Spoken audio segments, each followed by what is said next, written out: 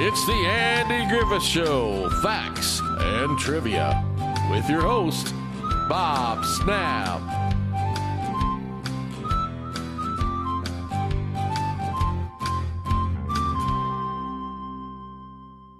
Hi guys, welcome to the Andy Griffith Show, facts and trivia. Thank you for being here. Today's video is on Tatum O'Neal, believe it or not. She perfectly described the allure of her mother, Joanna Moore, who of course played Nurse Peggy on the Andy Griffith Show.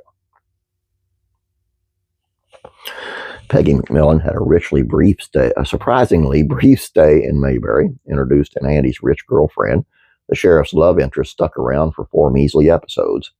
Following the departure of Ellie Walker, played by Eleanor Donahue at the end of season 1, Joanna Moore's charming Peggy seemed like she just might be the one for Andy. Even in what turned out to be their final scene at the end of Opie's revival, sparks flew between Andy and Peggy as Opie dropped the big L word. A trio are enjoying a picnic, singing the song Cindy by a campfire as Andy strums his guitar. "You like Paul?" Opie asks. "Sure I do," she responds. "Do you love him?" Precocious kid spits back. Peggy raises her eyebrows and gives Andy a knowing look. Not reading the adult body language, I hope he rambles on. "Paul needs the companionship of a fine young woman. Somebody he can take to a dance. He can't take Barney to a dance. No, Barney's too short." Opie explains that his Paul is going to marry again someday, and that special someone might be Peggy. Of course, it might be you, might not, he notes. To this day, a sizable portion of fans wish that it had been Peggy who tied the knot with Andy Griffith, or Sheriff Andy Taylor, I should say, not Helen Crump, played by Anita Corso, who was introduced a couple of months later on the Andy Griffith Show. Moore simply lit up the screen. It was a trait wonderfully described by and passed on to her daughter, Tatum O'Neal, the youngest person to ever win an Oscar for Best Actress. She's extraordinarily beautiful with blonde hair, a perfect heart-shaped face, huge green eyes, and lush, full lips. She had a smoky, seductive voice, which Emily and I both inherited.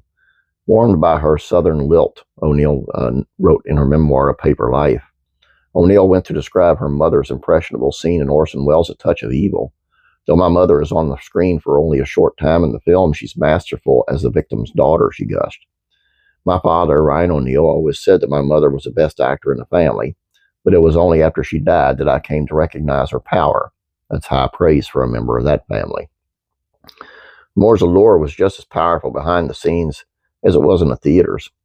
Her male co-stars were routinely smitten with her. She had to dodge Charlton Heston, who once lured her into his room, O'Neal revealed. She said that Elvis Presley tried to break down her door while the two were filming Follow That Dream in '62. Though O'Neal did not detail this in The Paper Life, it is rumored that Andy Griffith had similar heartthrobs for his co-star. According to Daniel Device, insightful 2015 book, Andy and Donna Making a Friendship, a classic American TV show, Anita Corso wasn't Andy's first affair with Griffith co-star. He had told Don Knotts at least one other. Joanna Moore, the Georgia beauty and future mother of Tatum O'Neal, cast in 4 episodes at the start of season 3 as a potential girlfriend for the television sheriff. In a 1962 interview with the Akron Beacon Journal, Moore shared her own love for the Andy Griffith Show. "I like the Griffith Show better than anything else I've ever done. Everyone on the program is so nice, the show is well organized, and there is no rush. The people discuss their problems openly, and the difficulties just seem to disappear. I was shocked by the honesty on that show, but it was refreshingly kind of honesty." So why did Peggy McMillan leave Mayberry? Well, fan speculations abound, but there's no clear answer. She married Ryan O'Neal shortly after her appearance on the show and had no shortage of other roles. How strange that her final moment with Andy and Opie would be happily sipping hot cocoa and talking marriage. And I'm one of those fans who wish she would have stuck around instead of Helen. I don't dislike Helen, but I like Peggy a whole lot more. And I just, and it's pretty much recorded that Andy did have an affair with Joanna Moore. Another thing with Elvis, too, and I'm going to do a video on this. I've done it before, I think. She actually claimed that she was pregnant with his kid just to see him. And, I mean, Joe Esposito took her to the hospital. She wasn't pregnant, but she had swallowed a bunch of pills, and she led a really sad life, guys. And such a beautiful and really great actress. So such a shame. Please check out classic rural comedies, facts, and trivia. I'd appreciate it. Harriet McGibbon, who of course played Mrs. Drysdale.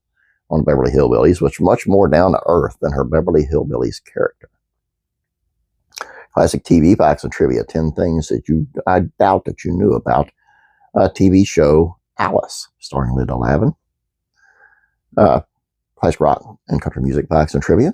Why isn't Hank Williams Sr. a member of the Grand Ole Opry? That is so weird to me. Faith and entertainment. Why Brian Welch walked away. This is really a neat and beautiful story. You guys really need to see this. Brian Head Welch from Korn. And it's just a beautiful story, man. It just gets me when I just did that video right before this one, and just it really got me, man. Please check those out. Please subscribe if you have not yet. Please like this video. I'd appreciate it. You guys have a great day. God bless you, and I'm praying for you.